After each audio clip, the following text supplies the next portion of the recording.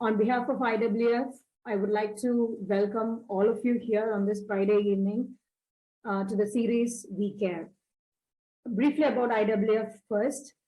Indian Women in Finland, IWF, they are a non-profit organization operating in Finland. We help Indian women connect and adapt the Finnish way of living.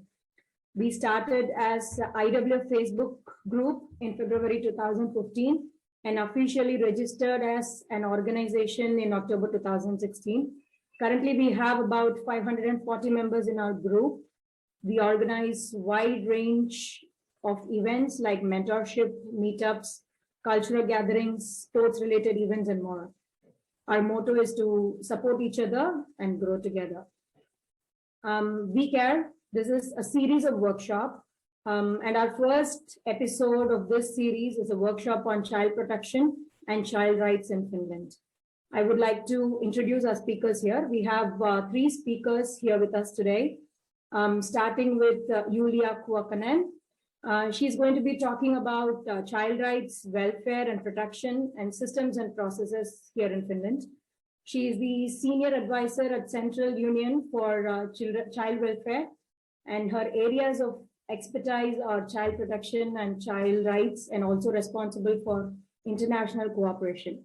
Thank you for joining you, Julia. Thank you. And we have Angel Goa. She will be introducing Child Rights Organization. She is a social entrepreneur with background in emergency disaster response and humanitarian work. Thank you for joining us, Angel. Welcome to the series. Thank you. And then we have Jora Puhakka. She's a project worker, support from YWCA Terrible Mothers Project. Welcome, Jora. Thank you. We also have a mother here.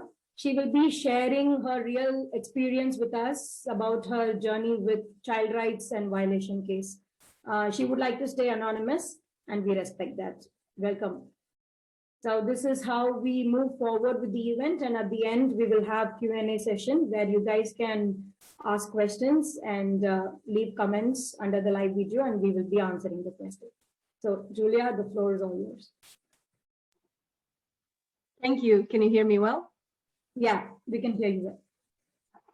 Yes, and unfortunately I will not be able to stay after my presentation, but as I said earlier, you can send me the questions so I can try to answer them afterwards. Well, my task is today to, in a relatively short time, to tell you about the child welfare in Finland and child protection in Finland, which is indeed a very broad theme, and you can be talking the whole day about it. So I tried to squeeze it in this time as much as I could and as clear as I could. And so as I said earlier, I represent the Central Union for Child Welfare. And we are a central organization, this kind of umbrella organization that work actively with promoting child rights. And we kind of unite all the decision makers and municipalities and practitioners as one basically whole unity, and try to promote child rights and make sure that children are being taken into consideration in all the decision-making processes. So we don't do a client work, for example, at all. We have about 100 NGO members and about 40 municipalities that are our members as well. And we have about 30 staff members.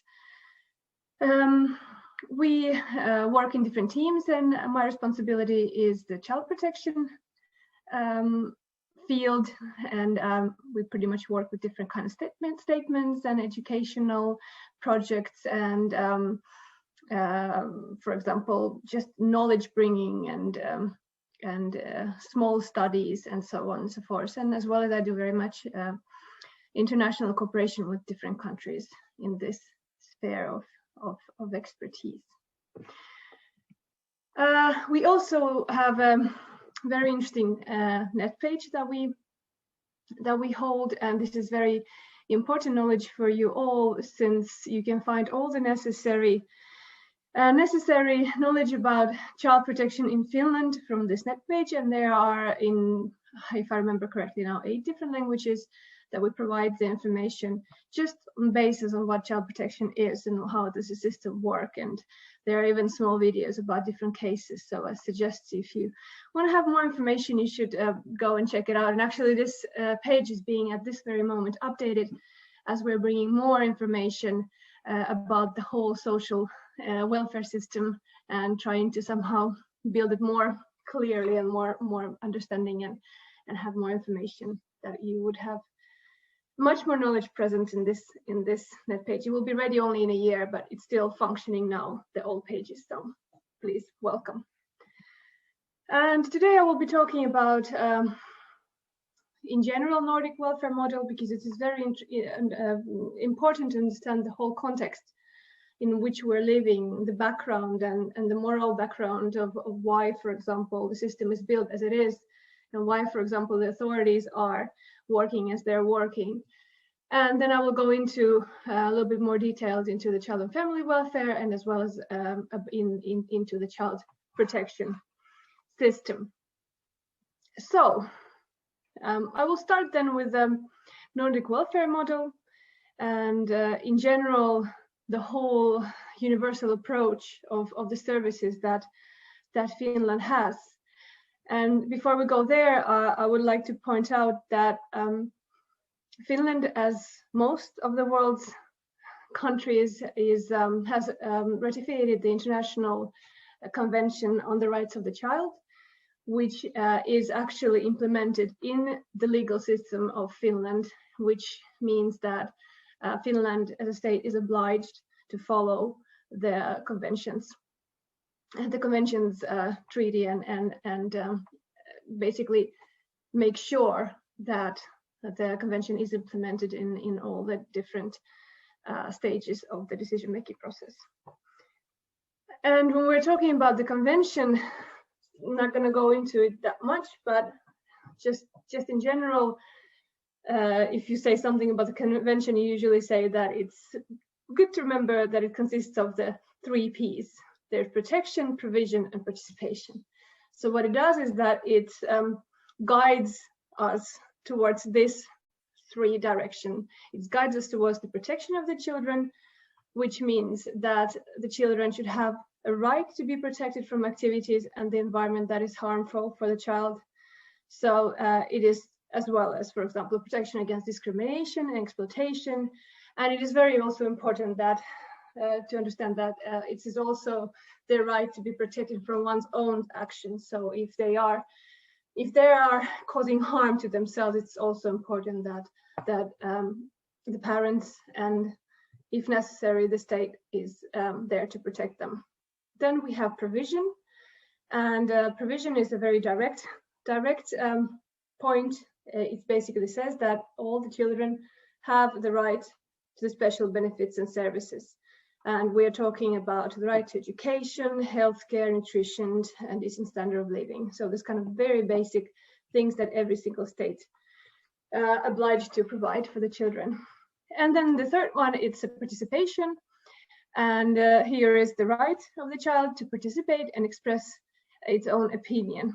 For example, it is very important that the child has the right to express the opinion in their expression in those decisions that are actually concerning themselves, and they should have a right to freedom of expression.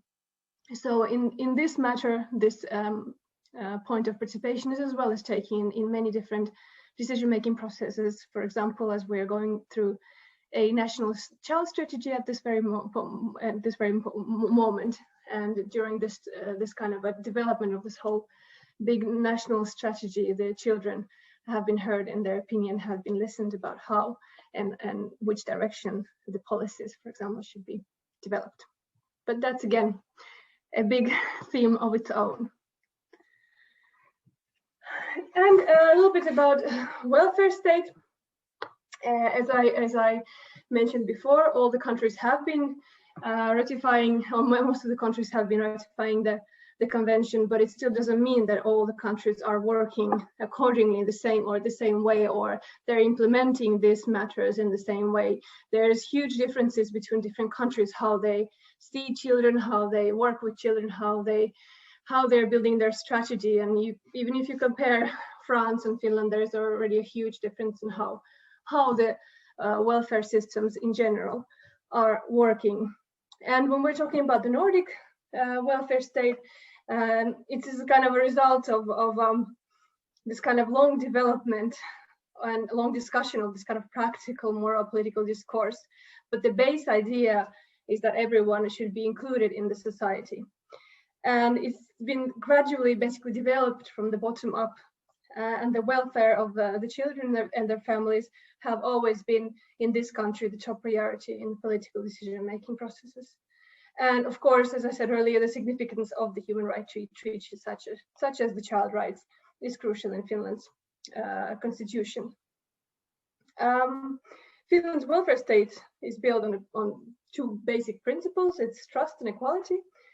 And we, as well as probably you have heard, that it's Finland and most Scandinavian Nordic countries are pretty successful in what they're doing when it comes to children. Finland is amongst the most equal countries, EU countries and LCD countries for children to live in, and when it comes to income and schooling and health and satisfaction of life. So it's going pretty well. And we also know that most of the Finnish children actually feel good and it's going pretty well for them. And there's many indicators that are showing that the situation is good. But we also know that the small percentage of the children that are not feeling well, or it's not going well for them and the families, it's been going worse basically. So the situation has been getting worse. So the gap between the ones that are doing good and the ones that are doing bad has been increasing. But in general, Finland is investing more of its resources in children than many other countries, and we just counted that it's about 14% of overall state budget is allocated to children. So it is quite a big percentage, but of course it could be even a little bit more. So how the system is divided. As I said earlier, when we're talking about different countries and different models, when it comes to child protection or the social protection, there are differences even between the Scandinavian countries. But different countries represent as well as different child welfare systems. And when we're talking about, for example, Norway and Finland, it is always seen as a family service system, meaning that in Norway and in Finland, we believe that the family should be kept together, and it should be rehabilitated, and that considerable amount of services should be on the preventive level. So what we're saying is that the more we support families in the early stage, the better it goes, and the more we can prevent problems that arise later on when the situations get worse. So again, in USA, it's so-called a child protection system more, which reacts on the much later stage when the problems have been much more severe, and then it goes on from that very, very systematic and very, very well worked out process of how to work with this kind of families that are already in trouble. But before that, there are no such kind of massive welfare social support as there are, for example, in Finland or in Norway. So, as I said earlier, in Finland, when we're talking about this system, we're talking about very extensive basic universal service pool. And when we're talking about child protection, we are not talking only about protection, we're talking about the well-being, the welfare, which means that we see child protection also as the same way as providing different kind of services, including daycare, education, hobbies, healthcare, social support. So all that in the whole, that basically understanding of how to protect children, we also say that we need to provide the families and the children with different kind of services in order for them to feel good. And the services are provided to everybody with a low threshold. And we're saying that this kind of service provision is divided in three categories. We're talking about the basic services, and preventive measurements, as I said earlier. So it's early education, maternity and health clinics, healthcare, NGOs providing different kind of activities, support, voluntary work. And then we're talking about the second stage, more specific services when you need more support. We're talking about social welfare services that provide family work, family counseling, social work, different kind of rehabilitation possibilities, and so on. I'll have it a little bit more opened in the next slide.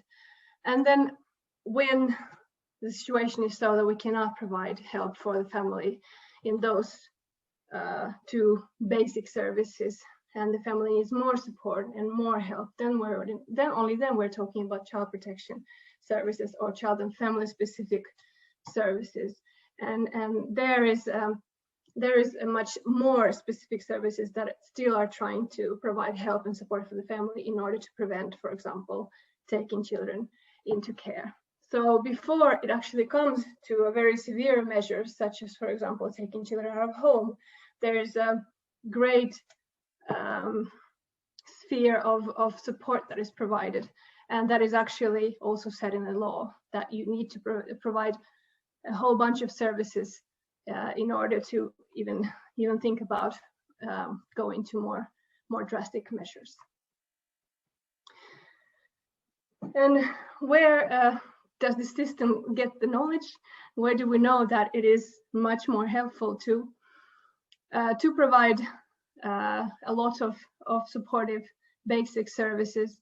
Well, it's basically based on very many different kind of research that has been made. It's been made on a school health requirements, it's been made on a cohort researches, and we actually have been revealing indicators that prevent or increase, for example, social exclusion later on. So we know that, for example, early support measures for the families, effective basic services, well-being, and supported in early childhood and education and hobbies are the ones that actually provide and support families and prevent the social exclusion.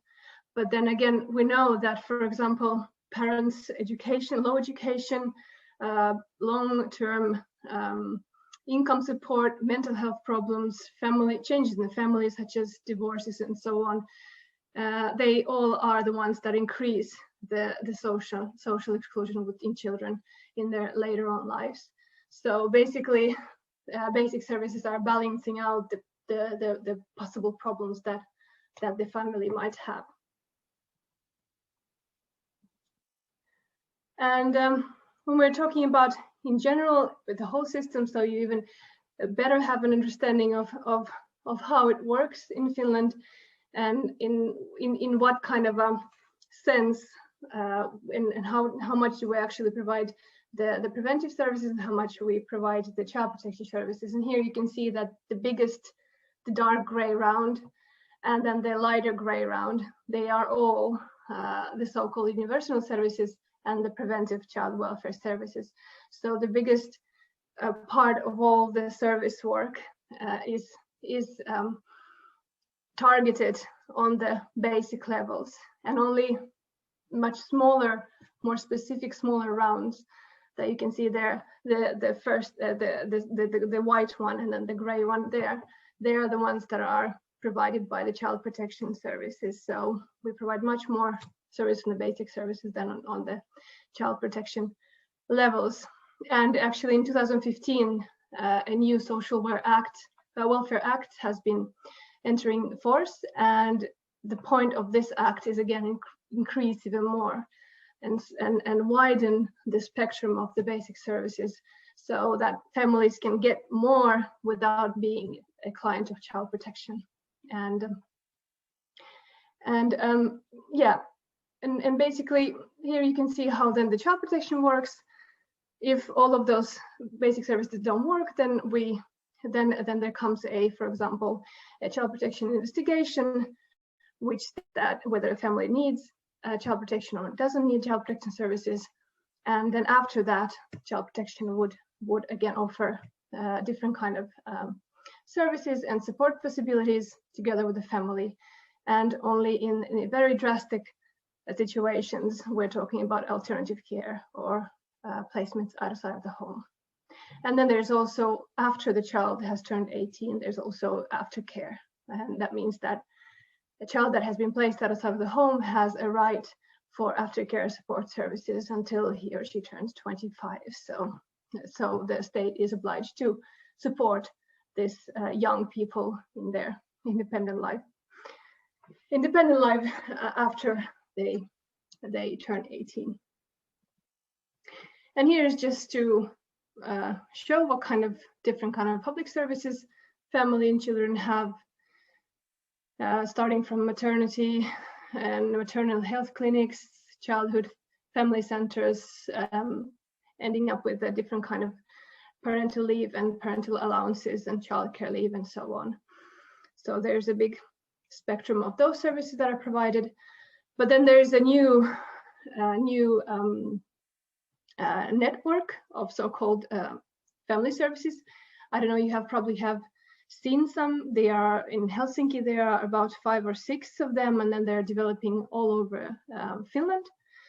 This is a new program that has started to be developed in about maybe 5 years ago. And the point of this family center network is to provide this kind of meeting places for child and family, where they can go and they can talk to other people and talk with other families and, you know, discuss their things and get support from each other. But on the other hand, if they face difficulties or there's something they would like to ask from professionals, then there's all the different kind of professionals that are right there at the same time, providing their knowledge to the family. So there's, as you can see, there's electronic services that are being developed, and then there's the concrete meeting places where the family can spend their time. And then there's different professionals from the social and healthcare sector, from the early childhood, and then there's different activities that are provided. And then there's again more severe consultations that, for example, specialized medical care or child welfare if needed. So the point is that the family does need to go and search and ask from different kind of places for different kind of services, and all the services are here provided under one roof. So it is being developed. I hope it's going to be working well, but I guess we will see in a while after this. And here's just a little bit more about what does a family center do and what is the main functions. And as we go forward towards the child protection. And it's in a way it's the child, when we talk about child protection in general in Finland, and when we talk about the Finnish population, or we're talking about the immigrants or whoever you're basically asked to, it is true that child protection is seen as something very scary, and that is I have been talking to many people, and they have this kind of feeling that if the child protection authorities, if they come into the picture, that means they will take the children away and you will never see them again.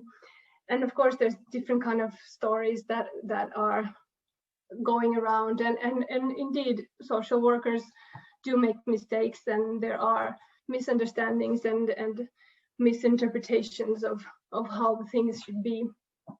But if we're talking about, again, the child protection authorities and their main task and how they actually work, it's important to understand that their work is really strongly regulated by the Child Protection Act, the Finnish Child Protection Act, then by the ChildRights and by Constitution. So there is actually, the Child Welfare Act is translated into the English. You can check it at the Ministries of Social Welfare and Health, and you can just write their Child Welfare Act and you will have it in the English language. So there's very clearly basically written out on what is the social worker's role and what is the main core of their work.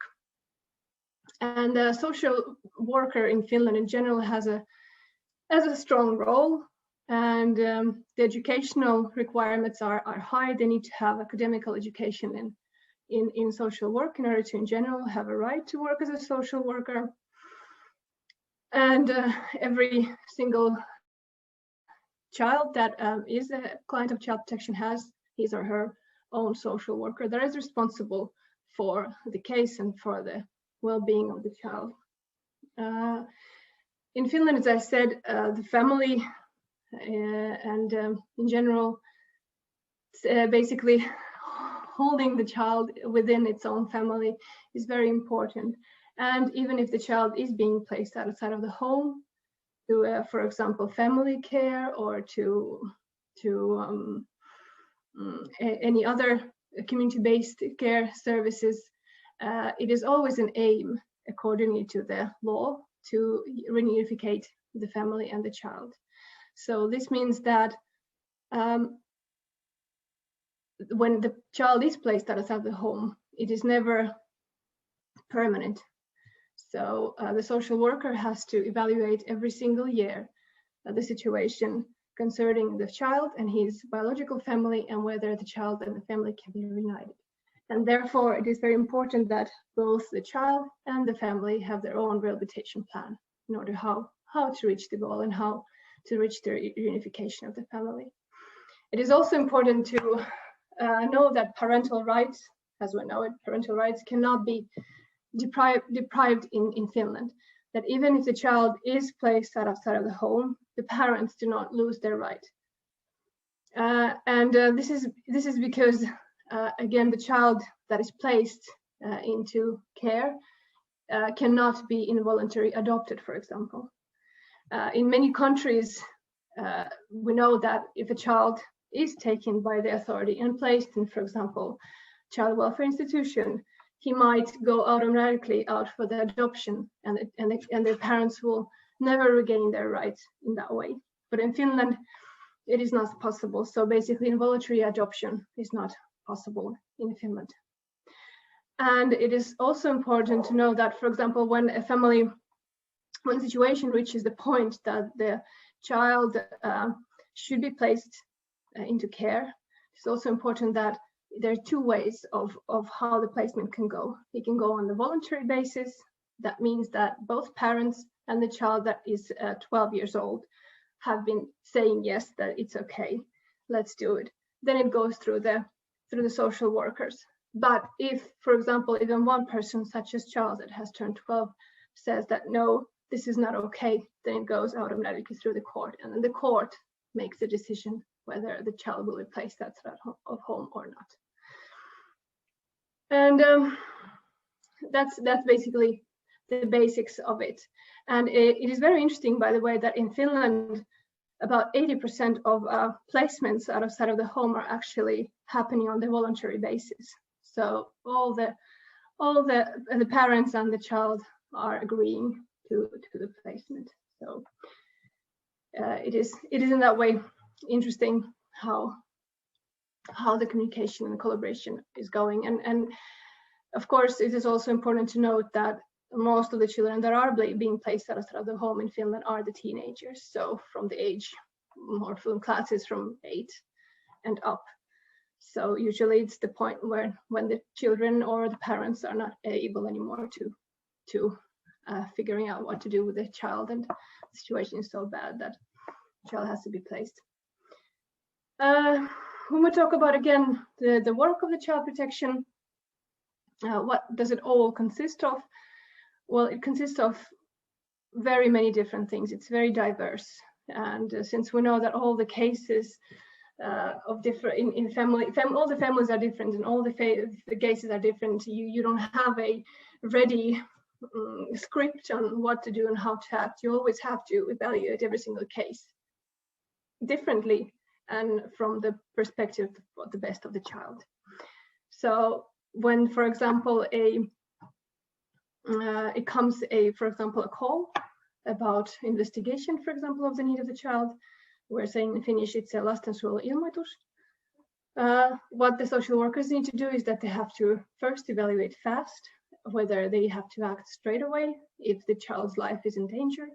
If not, then in 7 days, they have to evaluate whether they will start the investigation of the child welfare measures or they will not. If they decide that, okay, let's start investigating the situation of the family, they have to do the investigation during the 3 months time together with the family. And this is a very important process when the investigation starts. It's the point of the whole investigation is to really understand what is happening in the family and what kind of support and help that the family needs. And this is why it's so important that at that point, the family collaborates and tells their needs and tells their story, and together with the social worker figures out what is the best option in their case. Because in Finland, it's very important to understand that the social worker is just not sitting there and dictating of what direction they should be going, because they might not know themselves. So it's very important to listen to the families in this case. And when the investigation is done, then there's a plan is made. It's kind of a client plan together with the family, where it's very clearly written about what kind of supportive measures should there be and how can the child protection help the family. And if everything goes okay and the problems are solved and the children are feeling better and the family is going better for them, then the case is closed and the child protection clientship is closed as well. But of course, it's not always the case. Then there's the cases that the child's life is being endangered, and sometimes it's even needed to have more severe interventions, such as placements outside of the home or emergency placements. And emergency placements, they are as well as not permanent. Emergent placements happen is when a social worker evaluates that the child can no longer be at that very moment at their parents' place, because the parents are not capable of taking care of the child due to different kind of issues, and the child's life is endangered, or the child himself is endangering his own life and well-being. And the emergency placement can last maximum for 30 days. And you can apply still to the courts for 30 days more. But basically during that time, you need to decide whether the child is going back home or it's going to be placement for a longer time. And if this decision is made and the child will be taken into care for a longer time, then it goes according to the court order, or then accordingly it goes through the social workers if the parents and the child are agreeing on the matter. Which means that the child will be placed in alternative care, and it's either the family care, so the child is going to live with for example, a family, foster family, or any other family that will be taking care of the child during the time that is needed, or then to a child welfare institution. And then after that, as I told earlier, he or she have a right for aftercare. And here is still a reminder of different kind of problems that occur and why the child welfare services are needed. And they are the family living conditions that are very poor. We're talking about severe substance abuse, mental health issues, issues in parenting, everyday life. The child's care is fully neglected. There's violence. Then there's also custodial conflicts, and then there's criminal activities of the children or of the parents. And it's important here to notice that in Finland, we do not have this kind of type of juvenile prisons or juvenile courts, because it is seen as that when the child has criminal activities, instead of punishing them for that activities, they should be offered rehabilitation and support. And this is why also this type of criminal activities are a part of child protection responsibilities. And of course, then when we're talking about children's own conditions, we're talking health-related problems in school, at home, interaction, substance abuse, criminal actions, offending, and then runaways. If the child is constantly running away from home and causing that way, endangering that way his own life, it's also a child protection issue. And when we're talking about the evaluation process of when we're talking about social work with families and children, what is it that we're talking about when we're talking about the child's best and evaluating the child's best? And this basically all comes from as well as from the Convention for the Rights of the Child. So we're talking about all these different kind of themes that are happening in the family, and we're talking about what is the basic need of the child. And we know that in order for the child to grow and feel good, he or she needs a balanced development and well-being. He or she needs close and ongoing relationships, opportunity for understanding and affection, the care and monitoring of the care according to the age and level of development. We need to have safe growth environment and integrity. We need as well as opportunity to participate and influence in the life and be able to speak out and tell what the child really wants and needs. And then we also need to consider the linguistic, cultural, and religious backgrounds of the children. And it is, I guess, very important to understand that you cannot base your decision only on one point or only on one issue or one problem. It always evaluated as a whole, not only as one particular matter. And what is also important is that when we're talking about, for example, the child's linguistic and cultural and religious backgrounds, according to many researcher studies, we also know that social workers have difficulties with this kind of issues, because these matters have to be viewed from many different perspectives, and not all elements can be explained by cultural differences. And it requires much more knowledge and much more time and much more meetings in order to understand the full spectrum of the family situation. And this is why it's so important that, for example, when you have the interpreters that are coming to the meetings and talking about and translating the issues, it is so important that both sides really understand what is happening.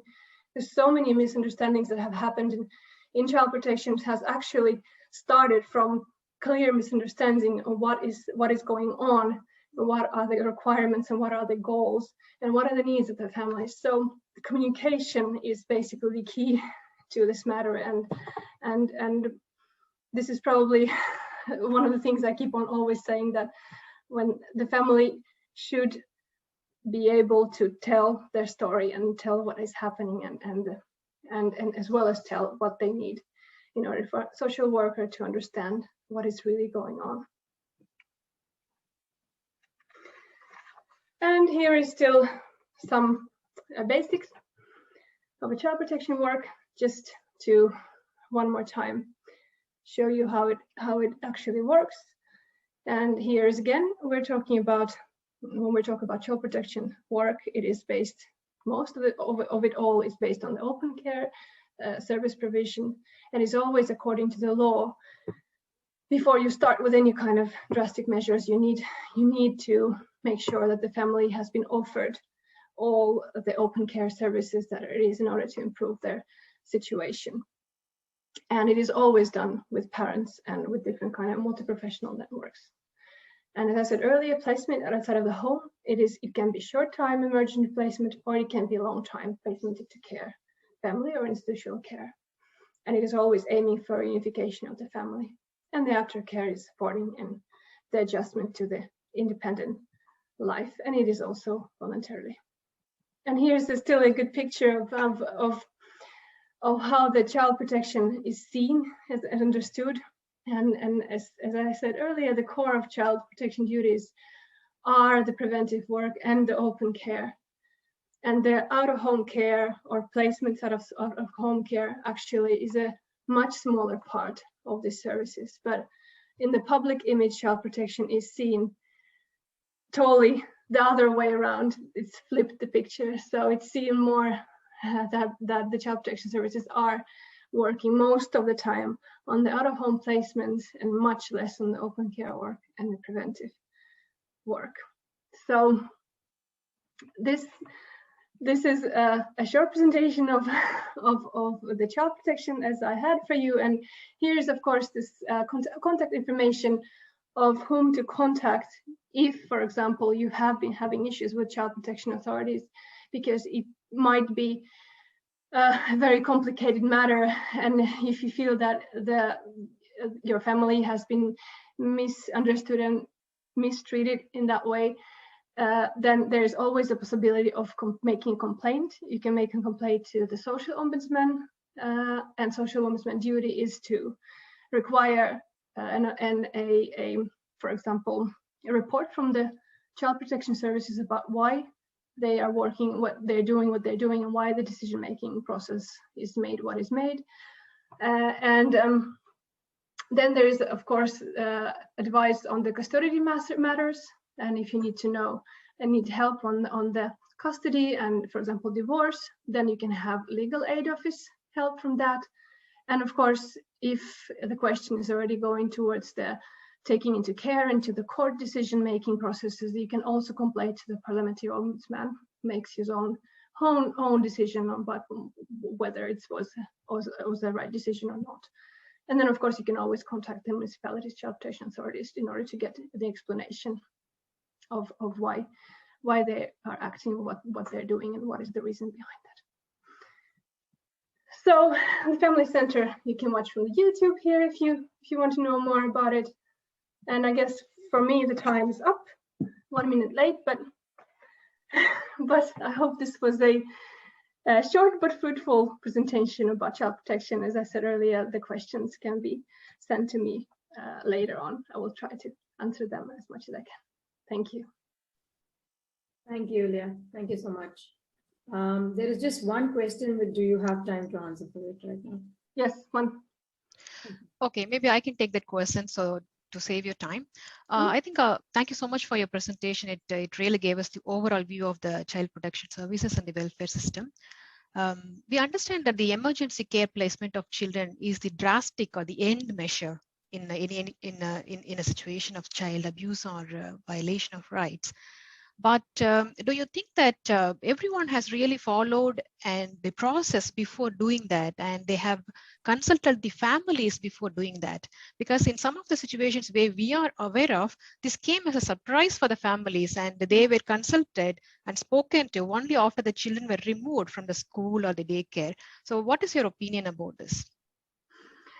Well, it is very hard to basically, commentate on this matter. And as a matter of fact, the law in the emergency placements have been now tightening up. So basically, just lately, for a couple of years ago, there have been legal writing in the new writing in the law, which actually is saying that the emergency placement can be made only in the severe situations when the child's health and development is endangered. So there really has to be a very clear reason and explanation behind the decision making in this kind of situations. And unfortunately, I have been hearing as well as different kind of stories and situation. And indeed, there might be as well as misunderstanding in few of the cases. So, and as I said, these cases are so different from each other that it is very, very hard to consider all the circumstances that are. And again, when the social workers is obliged to make sure that the child's life is not endangered, then of course they react towards that way, basically, in order to ensure that the child is okay. And then after that, the investigation starts, and the child is either placed back home or then something else is done. Okay, thank you so much. So the decision is made by the social workers or the social working system, not by the police or somebody else. Okay. Yeah. It can be by the social worker. It's because it's the decision is made by the social worker, but of course police can be taken with in this situation. For example, if there's some kind of violence going on or anything else, then the police is usually on the place, but police can be making an announcement about the family and saying that the situation is pretty bad in here, and then they call the social workers that come and evaluate the system once again, and then make a decision. Okay, thank you so much. I think there's clearly a place for improvement in this system where there is clearly some process are not followed or missed out, or maybe due to the panic of the authorities in a rush to protect the children. There is a possibility for cultural or process misunderstanding as well. But I think this helps us a lot to think before we act, and how do we do things culturally in families. And I think this is a good start from your presentation. Thank you so much, Julia, for joining us, and we will contact you with the rest of the questions later. Yes. Thank you, and have a nice meeting. Bye-bye. Thank you so much. Bye. Thank you. Bye.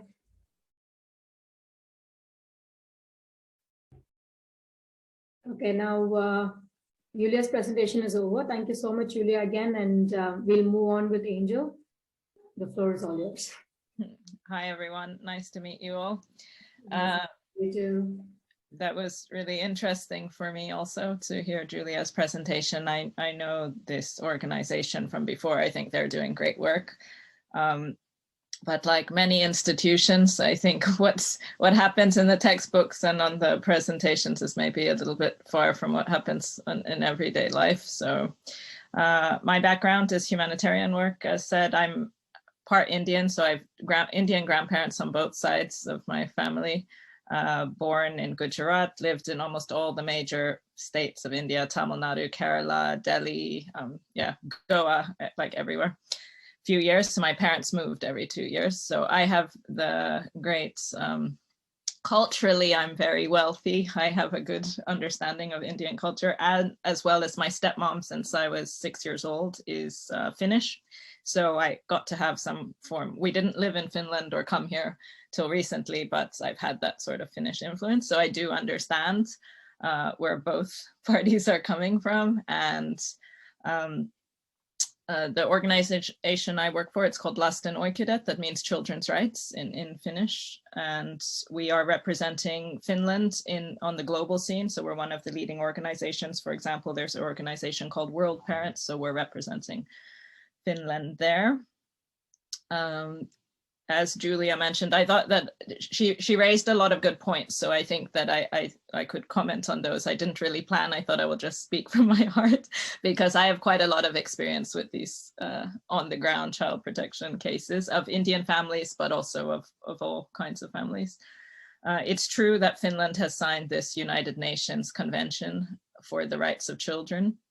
However, it's important to note the statistics, which say that nearly 20% of Finland's child population, Finland has something like 1+ million children, are currently growing up without fathers. That means that they see their father something like 2 weekends in a month, so 4 to 6 days in a month, so primarily without fathers. And the reason is not because the fathers don't want to be with the children, but it's because of this sort of broken system where the threshold for making these child protection reports is very low. Basically, anybody can make this lastensuojeluilmoitus. It could be a, angry coworker, a neighbor who doesn't like the smell of your Indian cooking. It could be, just anybody. In my experience, it's been somebody who's jealous of my business or just anyone. So I think it's important to note that the threshold for making these reports is very low. And so despite boasting of equality, there's a very, in court cases, 87% of custody is awarded to mothers. So I know we mostly have probably women on this call, so I'm not in any way advocating men over women. I just want you to know, like, the reality of it is that it's not at all equal. And I guess if you're a foreign father as well, that's even worse for you. And then I don't have the exact numbers, how many of children taken away and placed into foster care are foreigners, but I have seen numbers that it's a very high percentage as well. And I think one of the reasons is not so much that the children are in danger. Like, let's face it, if we compare, the children of the 10,000 Indians we have in Finland, they are some of the most privileged, highest quality of life children, probably compared to the average Indian statistics. So of course, this idea that children would be in danger with us is very foreign. So there are a lot of things that need to change in the system. Then she spoke about it being highly regulated. The fact is that, and also mentioned something like criminal activities are part of child protection's activities. It's important to note that if that is the case, they have zero qualifications or experience or training for dealing with criminal law. So I think that in a case where somebody is dealing with criminal stuff, they should have a lawyer or somebody who actually knows about criminal law. So that was very interesting for me as well. So there are things, basically our organization is fighting for this right of children to be with both their parents or with their parents at all. But meanwhile, while we try to change that system, for example, we have had the laws changed in Finland. You can do this sort of citizens initiative where you can get laws changed. So we've lobbied for that. In 2015, we got the law changed to give both parents equal rights. Before that in Finland, mothers had automatic rights to children born out of wedlock. So we've gotten that changed, but that was 5 years ago. And in practice in court, there's been little to no changes at all in sort of the daily practice. Of course, it's being talked about a lot, talked about more in the media. But yeah, I just wanted to say that I think the main issue with that going on, apart from the system being very broken, is that the social workers aren't culturally trained. So I can give some practical examples. There was an Indian family just recently who had their kids taken away because in India we have this saying like somebody's going to get a beating. It's something we say, the boogeyman's coming to get you if you don't do your homework and stuff like that. Like these are things that are sort of every day. If you watch any Hindi film, you'll hear those kind of sayings and phrases, but in Finland they're taken very seriously. So if a child tells the teacher or the social worker or a psychologist or literally anybody that, oh, my mom's gonna beat me if I don't do my homework, or I'm afraid in any way, shape or form, even if it's not true or even if it's just a saying, that's taken very seriously. And fact is that they don't do what Julia just described, where they try everything under the sun before they take your children. They literally just take them, especially if it's a child protection worker or a teacher or somebody who has those quote unquote qualifications for working with children. Their word is taken very seriously, far above the word of the parents. So that's just something to keep in mind. So in this case I handled a few weeks ago, the kids were taken away both under the age of 7. One couldn't talk and one could barely speak English. They were placed in emergency care on Friday because they said something like, my mom's gonna beat me or my dad's gonna beat me.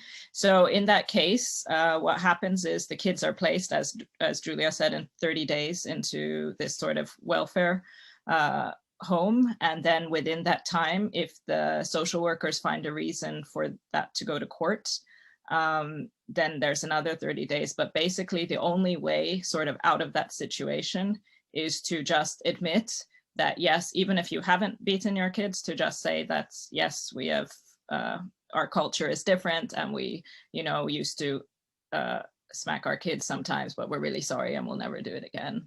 In that case, it worked. It always works. And they got their kids are now back at home. But if you get emotional or get into any kind of conflict with social workers, it's usually a really bad, I'm not saying all social workers are like that. I'm just saying that challenging or getting emotional or being angry, which is usually like the feelings that people get when their children are taken away, it's really not a good idea. It's better to stay really calm. Always demand a lawyer or a translator for sure. Don't talk to social workers on the phone. Have everything in writing and email correspondence. It's just simpler. And of course, if you need help, you can contact us, Lasten Oikeudet. You can find our page on Facebook or on the internet. Yeah, did I have 10 minutes time? I think my 10 minutes is up. Yeah.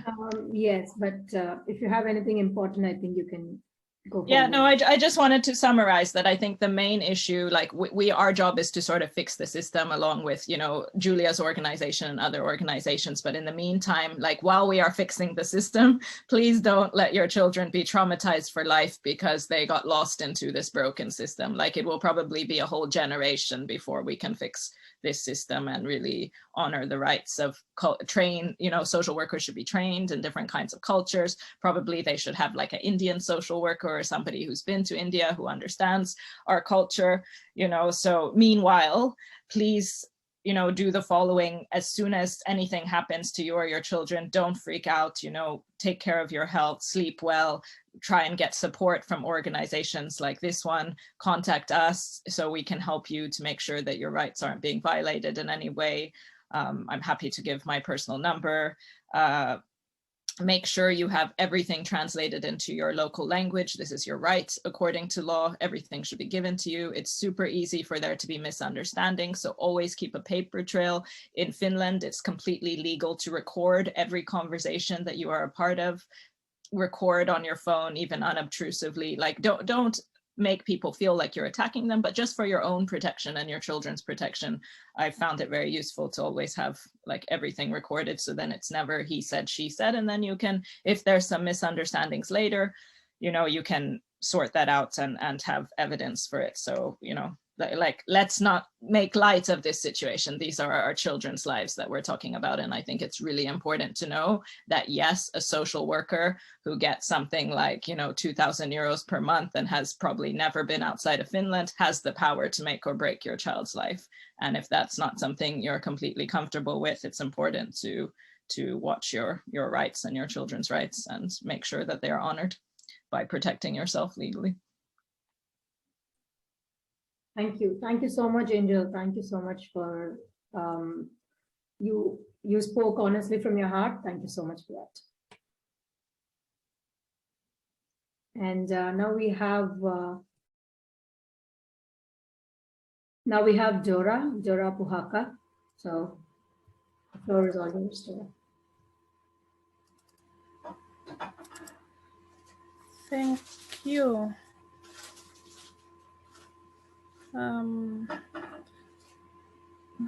No, I think I have the wrong.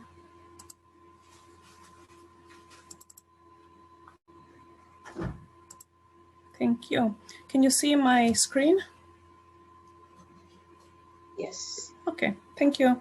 I have just shared a couple of links. One is a contact number for a person that you can contact that we collaborate with from an organization for men who organizes peer support for fathers. And then the other link is just to add on to what previous speakers have been saying. I think Angela spoke about work that has to do with social workers that may not have intercultural competency. So it's just information for people who may need intercultural competency in professional work, just for everyone to have information and access to that. But I will be talking to you about multicultural Kamalat Aidit. I'm Dora, and I'm working for YWCA. I just started this year, but I've been working for the past 4 years at least in diversity and inclusion within peer support work in different organizations, including the Finnish Refugee Council and Nice Hearts. I'll start with a little bit of background on Kamalat Aidit, which means in English, terrible mothers. The activities that we organize originate from an idea that came from northern or like central Finland in Oulu, where mothers were invited to a club for terrible mothers. And this is because they felt terrible about themselves.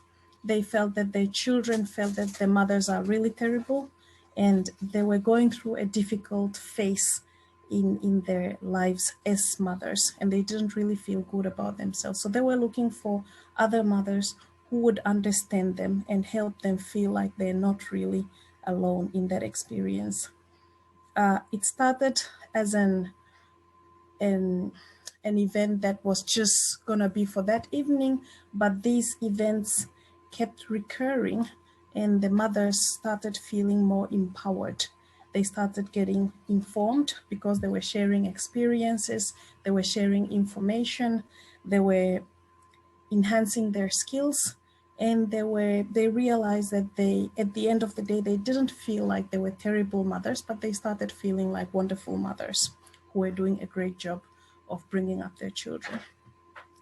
So we just talking about the name that comes from Kallio Parish for the activities that we organize, that Terrible Mothers, or the Kamalat Aidit, has been then officially used as a name for peer support activities in Kallio, Helsinki.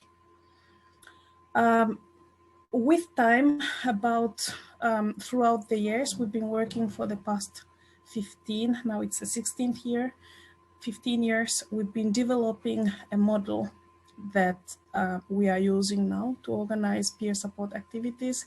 It's working.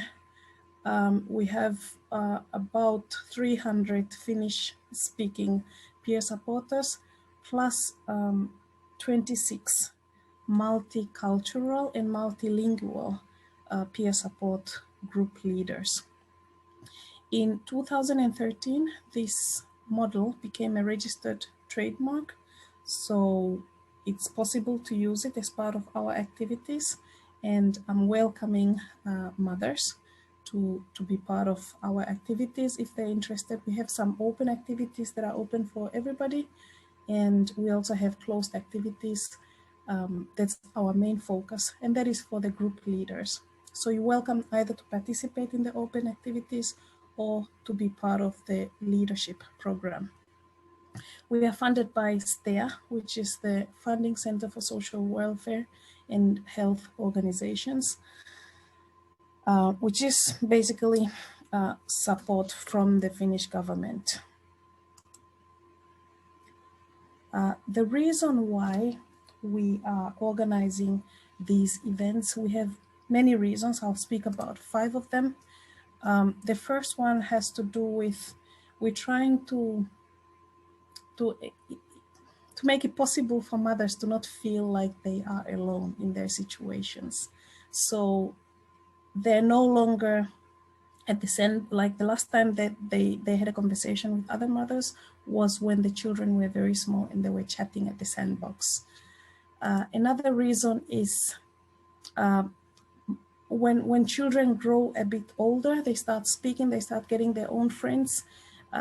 It can be really challenging for parents, for mothers to share the family's situations, because they feel like, oh my goodness, my family is really not as perfect as I would like it to be, only to find out that maybe I'm having different challenges, the other family is just having different challenges, and just getting together and supporting each other.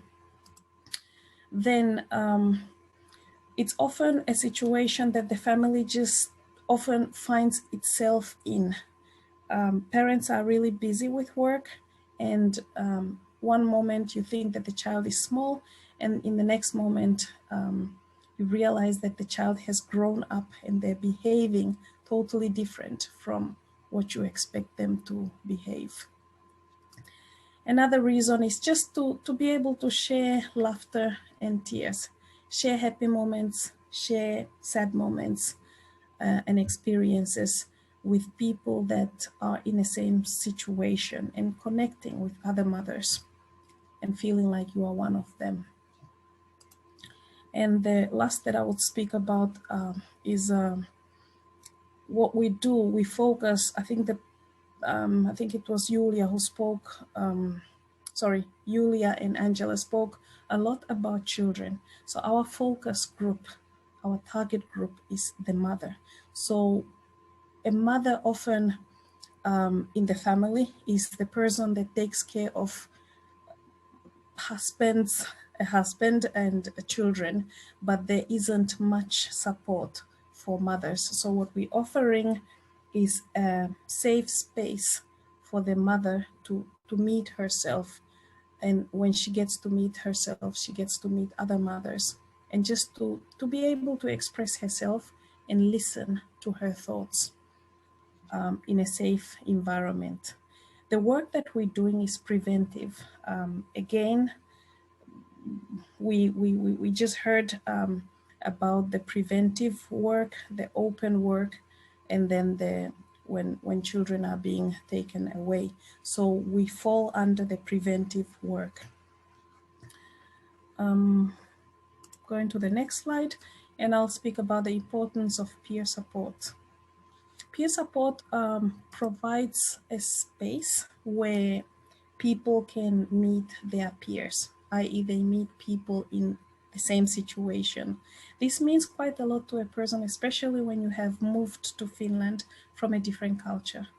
And you're looking not only for people who are perhaps going through one situation, but going through a number of situations that surround the challenge that you are feeling.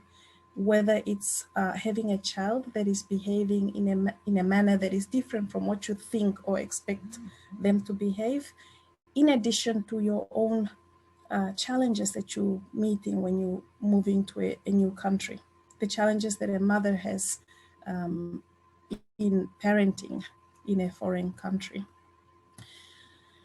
The second point is, again, just to highlight the fact that the person in a similar situation is often able to understand you at a totally different level, even if you may not know each other very well. We've noticed that sometimes we tend to turn to family or to our siblings or to our good friends, but it's not always that our social circle that we have, or people that really mean so much to us that may be living elsewhere, would understand the realities of a situation that we are actually going through. And when we are surrounded by people in a similar situation, and the group leader who's also a peer, she's also a mother with teenagers, the feeling of that we have this sense of belonging is increased, and that enhances well-being in the mother, and that is projected into the family. Again, I will speak about the preventive nature of the work. It's unofficial support and it's preventive. We exchange thoughts, we exchange tips, and we share laughter, we share the sad experiences as well. It's not therapy, but it has therapeutic effects. Our work participation is free of charge and it's open for all. What we share is confidential. It's between the group leader and the participants. We have closed groups, so we allow new people to come in the first and the second time, but after that the group closes, meaning that it doesn't take in new members anymore. Participants are from 4 to 10, and this does not include the 2 group leaders. We have meetings every other week for 1.5 hours to 2 hours per meeting.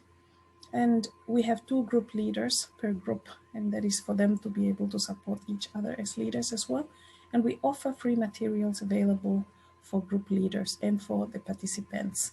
We collaborate with different congregations, municipalities, and NGOs like INY. It's very possible to organize a peer support group within your organization. And then there are some topics that we can discuss, but I will not get into these. You would be able to read them, but they're just about, again, I would speak about meeting yourself, processing things like processing your own childhood, like the 5th meeting when I was young, or I have strengths, I have rights. Quite often we speak about the children's rights. We don't speak so much about the mother's rights, and we will pull through this. But although we have these different topics, the priority on the themes is dependent on the participants. If the participants come with different needs, we will discuss the topics that the participants give us. As an example, the group that I'm leading this year of actually group leaders has had an example of topics is communication and interaction with a teenager. That was a very, very interesting discussion. And then we also had a topic of media and internet, coping with that. And we're planning to have the 3rd session on supporting the young people's study paths in collaboration with Moni Heli's Omapolku project. And these are topics that the mothers have expressed the need to discuss themselves. If you are interested, if you're interested in participating, you are welcome to join our online peer support groups. If you're looking for one, please contact me. I'll give you my contact information is at the end of the presentation. And you can also feel free to join the Facebook group for just any interested mothers of teenagers or any interested mothers. You can also join our online Zoom discussion. Our next discussion is an open event on the 2nd of June at 6 o'clock. There's a link to the event. Or then if you would like to become a peer support group, for instance, for this community, feel free to join us on the 8th of September or on the 15th of September. There's a link to the registration. I'm leaving this presentation with the organizers, and I would like to thank you for this moment and welcome you warmly to our events. Thank you so much, Dora. Thank you so much for the lovely presentation. Thank you. We have some questions from the audience that we would like to ask both Dora and Angel, if that's okay. The first question is to Angel, if you're there. So there's a question from the audience which says, in your experience, do these social workers who make decisions are experienced in child rearing? That's not a criteria to be a social worker. You don't need to have your own kids. So in many cases, no, they're not even parents. So yeah, which is why I think the best thing I can tell you is don't take anything personally. That's a good, motto in all areas of your life, but don't take it personally. It's not.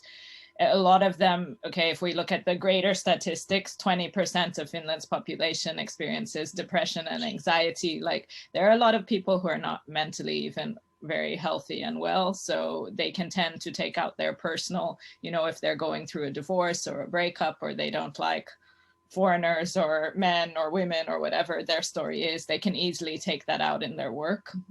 So yeah, don't take it personally. Whatever they do, it's not about you. It's not about your child. Just take it with a grain of salt, go to your support group or organizations like these and share your experiences there. Again, I would say even in these sort of confidential organizations, be very careful, like not to put stuff in writing as much as possible. Like, don't leave this kind of paper trail, because I've also seen situations where people leak that stuff, people from within well-meaning organizations. So yeah, be careful.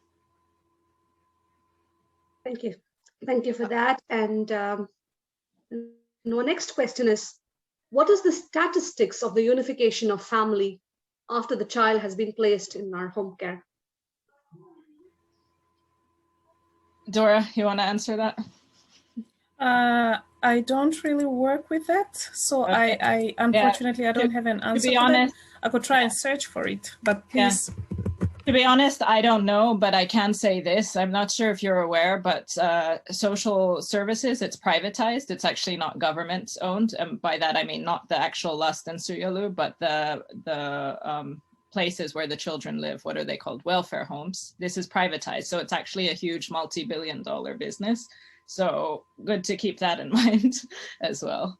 That's, Julia had mentioned about, like, there's a whole system where if somebody your family isn't heard, or the social workers don't do their jobs, you can complain to the ombudsman, you can complain to the municipality, which actually governs child protection activities.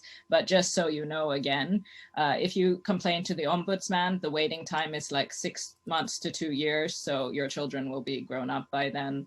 If you complain to the municipality, it's very unlikely that they are going to take your side over one of their workers' sides. So that's, if as much as possible, if you cannot get into this sort of conflict and just sort of work together with them and find out what is it they want.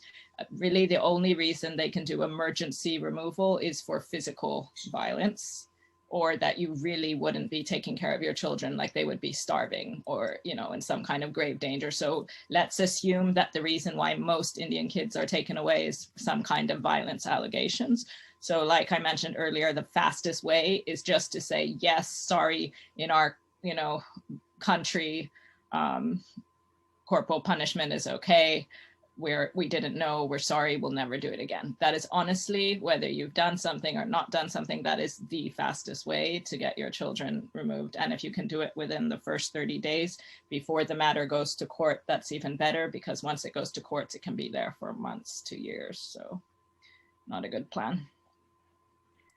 Thank you, Thank you so Angel. much. Yeah, sorry. Thank you, Angel. And I think maybe we can take a question to Dora now, and then we will give the chance to the mother who's waiting to share her story with us. Then we can take the rest of the questions at the end. Dora, a question to you. The support group of Kamalata Idita, or this terrible mothers, is a wonderful support group. It can be useful for many of us. So currently, even though they are working with the teenagers, is it possible that for our Indian community, Indian mothers, they can come up with some kind of a training or a toolkit where they can teach us how to really discipline children? Because culturally, we tend to discipline children in a very different way than the Finnish system, how it sees as a child abuse. So would there be any possibility for us to learn from the Finnish mothers of disciplining the child and still getting our point to the children, but we don't end up in situations like it is interpreted or misinterpreted as a child abuse? I think, yes, it would be possible. I would perhaps turn it into an event where we discuss the topic of disciplining children, because I feel that as adults, we grow up in a certain environment with its structures of disciplining children. And then we come to Finland. I believe that every society has its ways and has its challenges. There are things that are not allowed, and then there are things that are allowed. And we could have a discussion on it, and we could share the tips, of course. And this could be a collaboration between us. For instance, it can be a one event, and that we would share some tips on disciplining children. And I would add on I think the previous point when Angela was speaking, that I think willingness to cooperate is always in many situations. If you're dealing with officers in Finland, it's a really good way of getting things worked out. So I feel that when she says that, when Angela says that, it's better to say that I maybe didn't mean to do anything bad, but I'm willing to cooperate, to work together with you to get the children back. But on discipline, the main thing is just that touching the children or talking about touching is something that is, as was mentioned before, it's just something that's just not understood in the same way that I'm from African culture, and when people can talk about beating or killing, but in Finland it's not even allowed in the social interaction between parents and children. I think very valuable points for all the mothers or all the fathers who are listening to this conversation. Sometimes disciplining is also kind of a cultural heritage, the way we speak to our children, the way we interact. So it's quite difficult for many of us to accept that it is as a mistake to the authorities and, just to get out of the situation. So I think we will need a lot of training on that and a lot of advice from the other mothers to adapt to that kind of a strategy to escape from or to get out of the situation. But thank you, Dora, so much. But now we are waiting. We have to go to the mother who's waiting online to share her story with us. So Swati, back to you. Okay, so now we have a mother. She's going to share her real experience with child care authorities here, and she would like to stay anonymous, and we respect that, and we move forward with her. Mom, the stage is yours. Yeah, thank you, Swati. And IWF, this happened to me like few months ago, and so I would like to share my experience anonymously, like with what happened with our kids. And the purpose of this is only to provide an insight of how the process is when it goes to the child protection. So what happened was, once so when my child, he went to the school here, the teacher was about to give him some bad remarks. So then he actually, 1 minute, sorry.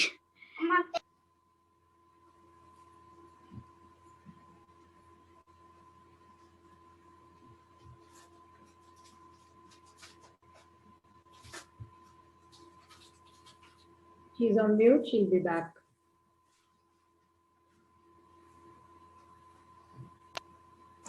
Yeah, sorry.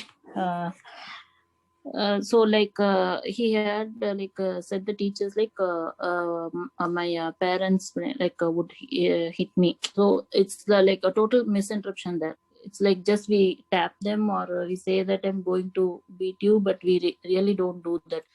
But that saying is also wrong. So that we came to know during the discussions with the social worker, that we are not allowed to threaten the children in any way. So all these are considered as it is against the Finnish legislation. So then the teacher has informed the social workers on the emergency. The process is like, initially the emergency social worker will come to the school and they hear to the kid what the kid says. So then we got a call from the social worker saying that your kid has been placed in the foster care, but it was like really shocking to us. So we said like we want to meet them, but they denied. You cannot meet them. So first they had their own investigation process. So once that process is over, only they will allow you to meet the kids. So when it went like that, but the next day we had a meeting with the social workers. So at that time, the social worker said like it is an emergency decision to place your kid in foster family for 1 month, but it will not go above 1 month. It may end before that. The 1 month is not a constant period. It may maybe like 1 or 2 weeks or so, but it again depends on what we say. So initially we denied because we heard from many people, like if you say yes, we in our Indian culture we normally say some things just to discipline the kids, but that is totally misinterpreted here. So and then what happened was, we spoke to a few people, and we got to know like if you say that yes you did this, then surely they will not send the kids home, and the kid will be into this foster care or the child care for to the age of 18, and only then they will send it. So like we were very afraid, shocked, and very much worried. So it was like a stressful situation for both of us. We could not concentrate in our work. So that kind of things happened really. So then when we said that we denied it to the social workers, and they were like, what you're saying and what your kid is saying is not matching at all. It's like totally contradicting. So we need to still investigate on this particular process. And then so the initial emergency placement of 1 week was like taken to 1 month to do the investigation. So and then we spoke with I contacted IWF, and through them I got a contact to another organization, Monica and Niset, and then we had some other friends also. So then we spoke to them and came to know this process clearly. So we just need to tell to the social worker what really happened, and we should be ready to accept other means of disciplining the kids. So then we went to them, and during the next meeting only this happened. We agreed to the social workers saying we just tap the kid, but even the kid in the home speaks the own mother tongue language. So a kid of some 7-8 years, it cannot clearly interpret the same word what he means. So that he said it is hit. So that hitting was the word hit. Since he used the word hit, they've considered the physical violence is happening at home on regular basis. So the social workers, they don't really see what is happening in the home.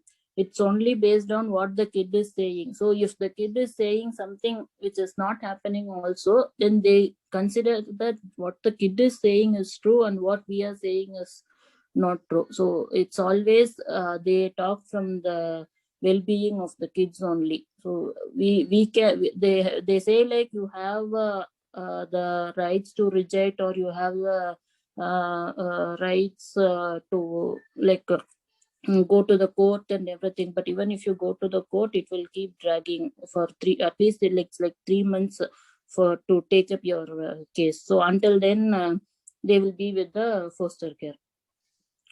And even if you say like I don't want, so when we asked, okay, now I don't want to my kid to be in the foster care for another 1 month, so what is the process? They say you can like reject this decision, but until then they will be in the foster care. So it's like you have all the rights, but that rights will not work out because the social workers are having the like more priority when compared to the other even if we go and complain, that does not work out immediately. Maybe they will if we point is valid, they will take the complaint and then like take action on the social worker if they are wrong, but that will happen even after 2-3 months.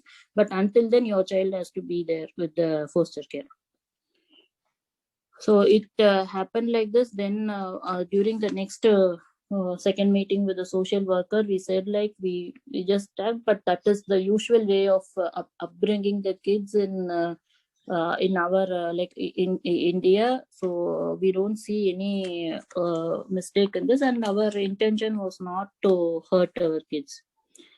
So then they were like, okay. So then we also said like we are ready to take up support from you, and you let us know how to like discipline our kids without any punishments or things. So and also we don't give punishments immediately when a child does the mistake at the first time. We talk to the kids many times, and even when the kid does not listen, there is like some things we like make them afraid, like they do not do it again. But that is wrong here. You should not do that also. And then okay, when we spoke to the social worker like this, then they like had a plan to like investigate of what is going on actually. So we met our kids during the weekends for the first 2 weeks. So they give a common place where you go and meet your kids. The foster caregiver will bring the kids to that place, and we have to go there. So it was like they gave 2 hours initially during the first 2 weekends, and it extended on the third week. It's like the kids came home for some 3 hours, 4 hours. So that happened twice a week. And during the fourth week, the kids came home and they stayed overnight here. So after that only they send the kids home on a permanently. So, and also one thing to be noted is they don't send the kids home immediately with you. They are in the home for some times, and they go back to the foster care. At that time they monitor how the kids are behaving. So are they happy after going to home? And the foster care giver will just talk to the kids. Like on the whole process, if you see, the question will not be asked to the kid directly, like is your parents are punishing you, or do you face anything, or do you have any problem at school? Through the usual talks, they get some inputs from your kids. So by that they know what is going on, and they try to if they find any kind of abuse or physical violence or whatever it is, they try to intervene and stop that, and then talk to both family and then the kids, and then that. So in our case, it is like purely like misunderstanding of the cultural things to say here. So after that, then after 4 weeks only, our kids came home, and then the social workers, they gave a plan of family work. So so that is the next step. So in this family work, you will have the one of the two social workers coming to your home weekly once, and that will go for 1 month or more than a month. It depends on the process again. And to say like they don't have any agenda for each and every family, because each and every family has a unique problem. So only they come talk to you, and then advise you, or like provide some inputs on how you have to handle the kids. So it happens like this. And one other thing about this Child Protection Act is it does not end with 1 month. So initially they will take the child under emergency placement. That goes for 1 week, and then it extends to that decision will be extended to 1 month. And if they are not able to solve the decision in 1 month, then they will again take another month extension. So it's like each and every time they will ask you whether you are interested in this or not. But even if you say no, there is no point there. Whatever the decision that they take is given most preference here. So this is my experience with this child protection, what happened to us. So like please be very careful whenever you talk to your kids or something. So in our country we can like talk freely whatever it is, but even if the child simply says like my mother is saying like this, my father is saying he beat me, then when it goes to the teacher will surely take it to the social worker. So to conclude, this is a bit hard to follow, but it is for the betterment of your kids and family. Thank you so much for coming forward and sharing us your real experience. I know it was very, very, emotional and difficult times. I still have a few questions to you if you don't mind answering them. In the whole process, were there any doctors or police involved, or how was your children's mental state the whole process? Because they were coming home and then going back to the care and things like that. So right, that's very difficult. See, at least when you go and meet in a common place, it's not that. But the kids are away for 1 or 2 weeks, and they come home. You just take them away in next 2 hours. Even like we were very depressed in that kind of situation, and the kids were also like literally crying. But the foster caregiver, they will somehow convince the kids and then talk to them and go. Or when we go to the common place, they say like, you move first, so then we will be with the kids, and then we will take them later from here. And regarding the police complaint and the medical care, yes, that will happen when your kid is showing some kind of scars or something. If like there will be bruises on the knees, but if you see for us, like it is common for any child to have bruises on the knees. But if the social workers will ask so many questions, and it depends on how the child answers. Some children are shy, so they don't tell anything. So in that it stops with some 1 or 2 complaints. But when if your child is saying everything and is showing like this is some scar which it came from falling down, and I have here which it came from hitting something like that, then surely they take it to the doctor and to the police also.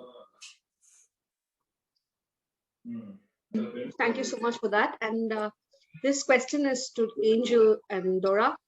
At what situation can any parent come and approach you when they have a problem and when they need support?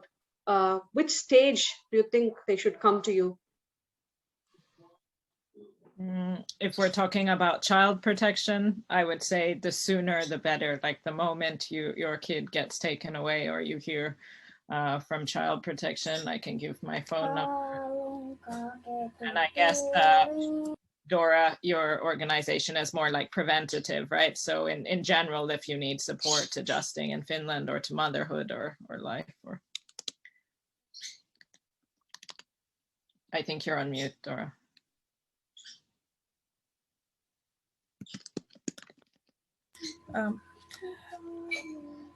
Yeah, sorry. Yes, I would be happy to get communication. Like, you can contact me whenever you feel that things are not exactly the way you expect them to be, and they don't need to be terrible. Like, when you just don't feel like you have enough of a social network around yourself, when you need information related to being a parent in Finland, when you're looking for a group of other parents, just to pick their brain on things that are happening around you. I think the previous mother, and I appreciate hearing her sharing, being brave enough to share her story. Thank you very much. The things that we talk to our children about that are cultural, they are important to us.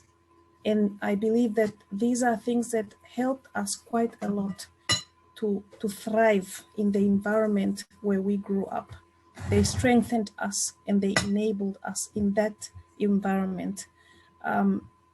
Not all of them are useful for our children in the environment that the children are living currently. If I would take an example of Finland, they may limit the children in relation to their peers.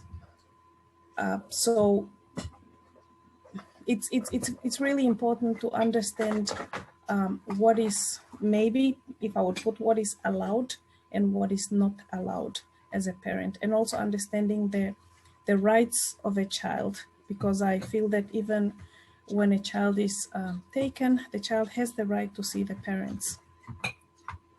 So it's as a parent, it's important to keep that in mind. But as soon as you feel that you are not happy about maybe the behavior of the child, and you need, like when kids say that, you need maybe tips on disciplining them, you need tips on interacting with them, you need tips on what to do. So maybe at this moment I can ask the question for the rights of the parents and what kind of support did they get. For example, in the situation of this brave mother who has undergone such a terrible situation with young children, Angela, Dora, do you know what kind of right do they have to say yes to something that the authorities ask them to do, or no to something that they are demanded to do by the other authorities? So, and is there any kind of help they can get from somewhere else? Can they bravely say no to certain things? For example, in one of the cases that I know personally, they were asked to sign a document which is asking them to give permission for a legal guardian to represent their child in the court. They didn't know what they were signing, but they thought that they have to sign it in order to get out of the police station. The document wasn't finished. So in the whole process of what this mother has gone through, I haven't seen or heard any kind of support offered for the parents. Is this how the whole process goes? Yes, Finland is a massive violator of human rights when it comes to foreigners and criminal processes. I'm not speaking from the top of my head. I have personally, within the last 2 years, had my rights violated multiple times, including being denied a translator and a lawyer in criminal proceedings. And I can briefly tell that it's not worth to stand up for your rights. Just protect yourselves and your children. Don't sign anything. Don't pick up the phone if somebody tries to call you from either the police station or child protection or any government office. The numbers always start with 029. That's only the police have those kind of numbers. Say, I'm sorry, I don't understand you. I cannot speak with you. Please call me back with a translator or lawyer. Do not talk to anybody on the phone. Put everything in writing. You have a right to legal aid. it's difficult to get. Nobody tells you your rights, really. Like, I thought that the right to remain silent was a movie line. I didn't know, even though I have been through the entire criminal process and somebody hasn't actually got jail time in Finland for what they did to me. I still didn't know that I had the right to remain silent. I just found that out like recently. So I would say that no, there isn't really an organization or anywhere you can go to who tells you this kind of stuff up front. I have been to Monica and I said I've been pretty much everywhere. They tell you, they sort of pass you around from organization to organization and tell you contact the police. Police tell you we can't do anything to help, contact so-and-so. So my advice is don't say anything. Just like get a lawyer or call me or anybody you know who's willing to help you and find out what your rights are. So at least they can say no to speak or to respond. That yeah, much is don't clear. speak. Just say I don't understand and get yourself a translator in your mother tongue, whatever your mother tongue is, get a translator and then record everything. Okay. It's very common for social workers to pick up the phone and call you or exchange SMS. In my opinion, that's extremely unprofessional. Use email. Find out, you can Google who the social worker's boss is. It always has the manager. Johtaja is the Finnish word for manager. Always CC the boss, so it's not just you and them, but it has the whole office communicating. Create a good paper trail for yourself. Thank you so much. Ramya has a question now, but before that, I will ask Dora one thing. Dora, you have worked with so many cultures, so many mothers from so many different cultures. Is this something that is happening only in the Indian families because of lack of awareness or ignorance about how to discipline the child in the right way that the Finnish system accepts? Or have you also seen these kind of unintentional mistakes in other cultures? Yes, I have seen this also in African cultures. I would say that one thing that may be a little bit similar could be the collective nature of the culture. And when I believe that all parents love their children, but the way we express our love for the children is different. And then the environments into which we are preparing our children are different. Some environments require certain things from the children. And when we are bringing up children into those environments, we tend to prepare them in a way that fits that environment. But perhaps one thing that I would like to leave you with, a thought that I feel that can be helpful to a certain extent. It is important to be aware of maybe intersectionality, because whenever the law, you're not on the right side of the law, everything that can be an excuse for you to be discriminated against pops up, whether it's your linguistic skills, whether it's your skin color, or your ability to like your relationship to your like information that has to do with what rights do you have. And at that point you are very stressed. And when that happens, like when Angel speaks about not responding to phones, you are extremely vulnerable and you're not exactly in the same situation as a Finnish parent, because you don't understand the language, you may not have the information on your rights, and you may not have the skills, and you may not have the network. I urge parents to be actively involved in whatever activities that give you access to information, that give you access to skills, and that give you access to building networks that are useful for you, even if you don't get in trouble with the law. Because when you are in trouble with the law, you can be treated as a criminal, and not even in a fair manner. Like you will be treated as a criminal when you were only being a parent. You were only warning your child, like, don't go there or I'll cut your leg. Like a sentence like that, where you really want to threaten the child, that do not do it, I really mean it. And you're saying it so that you don't need to beat them or to do anything.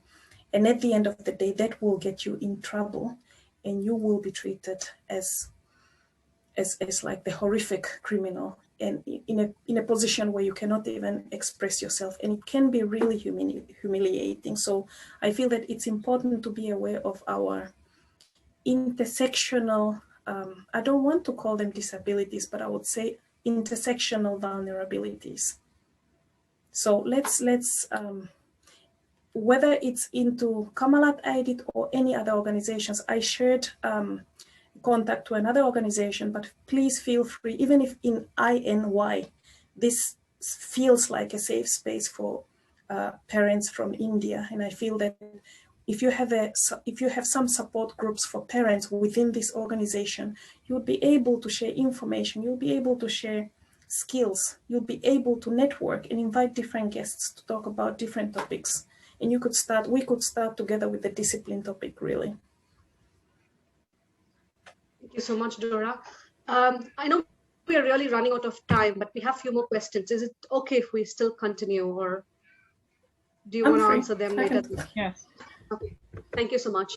So the next question is, when the child is in foster care and the parents are the parents really allowed to call the family and talk to their kids, or is it only when the parents meet their kids that they can talk to them? Are you asking according to the law or according to what is possible? Because they're two different things. Of course, according to the child protection, the United Nations child protection thing that everybody has signed, including Finland. Of course, as a parent, you have the right to contact your children, to be with them, to talk to them, to develop a relationship. In fact, the state is supposed to support that. Is the child protection worker going to allow you to do that? That's a different story. For example, last week I had a case in Kuopio, an Indian Finnish family. They were visiting, their kids have now been in foster care for about 6 months, and they had visitation hours and they were going every day, and they had managed to really upset the care home where the kids are. For example, the mother said stuff like, when the social workers called, the mom was like, "I don't want to talk to you, stop harassing me," and hung up. So she really got on their bad side very quickly. And they sort of have an ego battle going on there. So in that case, they have just randomly cut the hours, the visitation hours, down by 11 hours. So they're coming every day because, of course, if the social workers have acted incorrectly according to the law and you try to fight for your rights and take it to court, then they will try to cover their tracks in a way by finding a legal reason why your kids shouldn't be with you. So the more you see your kids, the more contact, the more you talk to them, the less they will have a case against you as a bad parent. So if they're trying to cover their tracks and what they did wrong, their first agenda will be to cut contact and alienate you. The word it's vieratuminen in Finnish, like to alienate you from your children, because then they can sort of, especially young kids, they can sort of poison their minds with, okay, it's your parent beating you or whatever. I know it's really horrible to say what I'm saying. And again, I have really good friends who are lastensuojelu social workers and wonderful human beings. So I'm not saying this to scare you or anything. I'm saying this because this is the truth. This has an impact on your life. And it's important that you know that. Don't get into a fight with them about it. If you do want to talk to your kids and you're being denied that right, I would go about it in a very cautious way. I'm even happy to share with you templates for these different problems that we have prepared in Finnish that you can use to really respectfully say it in a nice way, without scaring them that, people who are afraid, they attack on both sides. So if social workers feel like you're challenging their authority, they will attack. And same with you. If you feel like someone's taking away your child, you will attack. So reach out to your friends and get people to sort of filter. Don't write things when you're angry or emotional or anything like that. Do you have a right to answer your question? Of course you have a right. Is that right going to be honored? I can tell you that it's a huge problem. Something like 172,000 children are being alienated from their parent, one of their parents, at least in Finland right now. So that's reference to stat.fi. So yeah, thank you so much. Sorry, Dora, you have something to say? Please go ahead. Yeah, I was just saying that it's really what can be kind of used against you could be something that's related to like self-control, because when you react in the most natural manner, then you look like somebody who lacks some level of self-control. And the less you have access to your child, the more uncontrolled you become, and the more you look like the bad criminal adult that they are trying to protect the child from.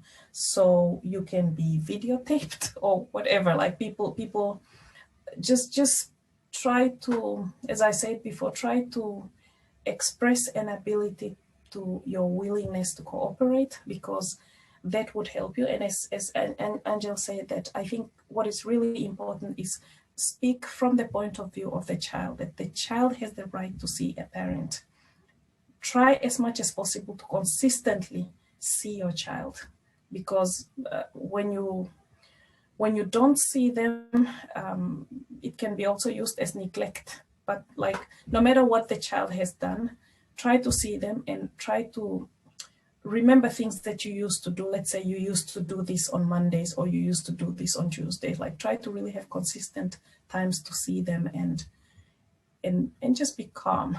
I know that at least in my culture, it's very active. People are very energetic and stuff. And in Finland, that can be seen as uncontrolled and a little bit different. But I believe that I think in Indian culture, people are more calm, but of course, angry people are always angry and they behave in a certain way. Yeah. Thank you so much for both of your comments. I think it's a very, very good tip to remember that to speak from the perspective of the child, that the child might need us in that case. But I would like to ask the same question to the anonymous mother who's here with us. What is your experience? Were you able to call your children by yourself, or were you allowed to meet them or talk to them only when you were allowed or asked to come? And then, was the advice from the social worker to admit your mistake as a mistake, was it practically helpful for you? Yeah, actually, but luckily when our son went to school, like we had given a phone to him, so that was with him. So it is not like that we have to call to the foster care giver to talk to our kids. So like in our case, we were able to call our kids every day. So we used to talk to them every day in the morning and as well as in the evening. So we make video calls and talk. So actually that is really helpful for you. You have to, when the kids see you, because at the first time when they take the kids to the foster care, they like pamper the kids and they give everything they want. So usually when a kid goes to a new place and sees lots of toys and everything, the kid is okay. Even our kids first day, they didn't cry and everything. And then from when we spoke to them and they saw us, and then they felt like they really missed us, and then only they started crying and so on. So like in our case, we could talk to our kids daily.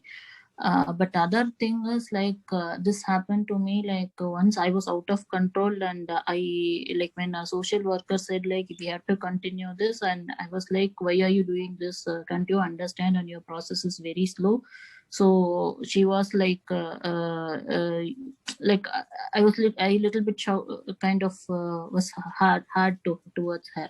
So this reflected on me like during the third or fourth week, when usually the social workers, they work in pairs.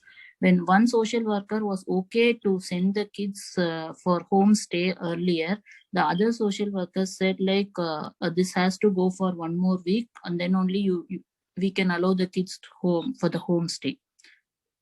So the thing is like, you try to convince them, be calm, don't show any kind of emotions to them, like say whatever it is, like okay, agree with them, and say you should like really show to them like you're missing your kids very much. You are not like we all know it is not required to expose it to the other person, but in this case you have to really expose it to the social workers, only then they will understand. Thank you so much. I think all three of you are kind of validating the same point that we have to control our emotions. We can't take it so personally as an insult to our cultural habits, but just kind of abide by with the system and follow the process, isn't it? So I think very, very valuable points from all of us, all of you, for all of us today. We still have a lot to learn from, and we still have to educate a lot about what are our rights and where do we turn for help, or even before that, in order to get into the situation where we have to look for help, how do we equip ourselves to prevent these kind of situations happening in our family? So I think we are kind of nearing the wrap up for this session. Thank you so much, Dora and Angel, for extending your stay with us and giving us really valuable points for us to take home. I think the situation that you have pointed out, the loopholes in the process, it's very scary, but that is the reality. So as individuals and as vulnerable parents, I think intersectional vulnerability, that's a beautiful term that you said, Dora. In that kind of an intersection between two cultures and very vulnerable in these kind of emotionally draining situations, that's only one thing that is going to help us: educate ourselves as much as possible and equip ourselves with knowledge, networks, tools, and training from other mothers or other support organizations who have dealt with these kind of cases and who have a lot to share for us.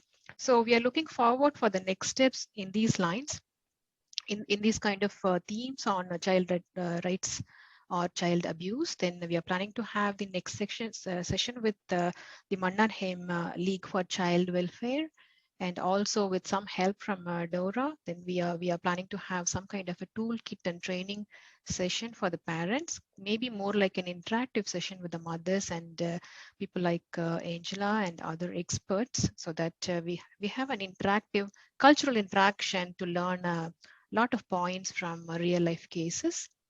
And then we encourage the audience who are listening to this session. This is a kind of a reminder for you. This is the first of the We Care series that the Indian Women in Finland has brought for all of us. We have to benefit from the series that they are providing us. So we welcome all sorts of your comments and ideas for sessions in this We Care series. So please send us a email to the Indian Women in Finland at gmail.com, and you can also post comments here. Then as the fourth one, which is coming as a part of the Indian Women in Finland series, we have the next financial management and awareness about financial management for the women, because we tend to delegate some kind of financial management to the men in the families. So why not we again equip there in finances also ourselves? So these are the points from us as next step for all of you. Thank you so much for joining. I'm sure sorry, that you're, Kritika, before you say the last thank you words, I would like to add just one last point, if of it's course.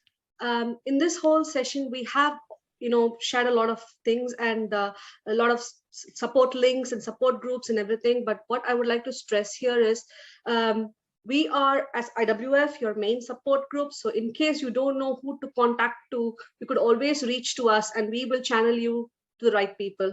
So please have that in mind, and like how this mother did, in case you don't know who to contact, please reach out to us. I think that's a good point. That's a good point, Ramya. Thanks for adding that up. But now we wish you all a very, very great Friday evening and a very nice relaxing weekend with your families. Be emotionally sensitive, be emotionally conscious about what is going on around you. Maybe the situation hasn't hit all of us yet, not yet, but it might come to us on our way sometime later. So educate yourself in all possible ways about the community and how the social system work around us. So don't be so reclusive about this system. So it's very important for us to educate, and let's do it together with the help of Indian Women in Finland. Thank you so much again, Swati and Ramya, Dora and Angel, and also the mother who we don't know personally, but you are very brave and you have given us a lot of things to take and to really learn. Thank you so much to you as well. Yeah, thank you. Thanks to you, Kritika, as well, for helping us organize this, put this together. Thank you so much. We are a team. Thank you. Bye-bye. Have a good evening. Bye. Thank you. Bye. Thank you so Bye. much. Bye-bye. Thanks. Bye-bye. Bye. Thank you. Bye-bye. Bye. Bye.